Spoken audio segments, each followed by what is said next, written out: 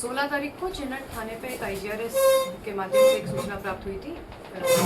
एक व्यक्ति ने अपनी बेटी के गायब हो जाने की सूचना दी थी, जिसकी जानकारी के अगले दिन थाने से जब पुलिस फोर्स मौके पर गया तो उनसे पूछताछ करने के लिए गए थे। कई सारी चीज़ें आसपास के लोगों से, अगल बगल के लोगों से जानकारी की गई और पुलिस की भी स्टार्टिंग की जो जानकारी थी उसके हिसाब से पुलिस को शक हुआ। तो उनके पिताजी से जब गहनता से पूछताछ हुई तो कुछ स्ट्रॉन्ग वो जवाब नहीं दे पाए और इसी बीच में बाराबंकी में एक अज्ञात शव की जानकारी हम लोगों को प्राप्त हुई थी।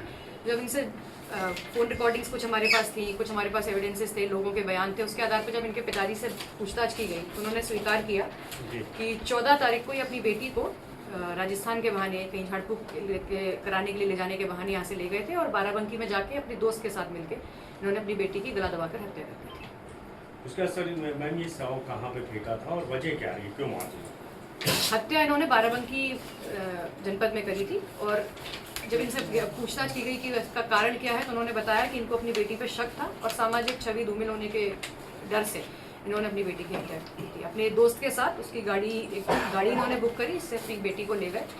बाराबंकी में कनाल के पास पहुंच के इन्होंने बेटी का गला दबाकर हत्या की और शव को वहीं पर छोड़कर एक हत्या करने के पहले इस हत्याकांड में क्या जो बाकी परिवार की माँ है बाकी क्या वो भी शामिल है किसी भी तरीके से?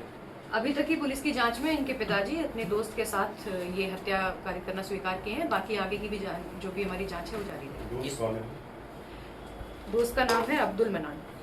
इसमें जानकारी में आया कि इन्होंने IGRS के माध्यम से पहले वो एक डाला था, उसके बाद में फिर IGRS डाल क्या मतलब पहले साजिश रची गई, उसके बाद में इस घटना को घटना इन्होंने 14 को ही कर दी थी। 16 को इनको लगा कि मेरी बेटी की गुम जाने की सूचना मैं दे दूंगा तो शायद मैं इसमें विक्टिम प्ले कर जाऊं तो मैं बच जाऊंगा, इसलिए उन्होंने 16 तारीख को एक प्रार्थना कर दिया।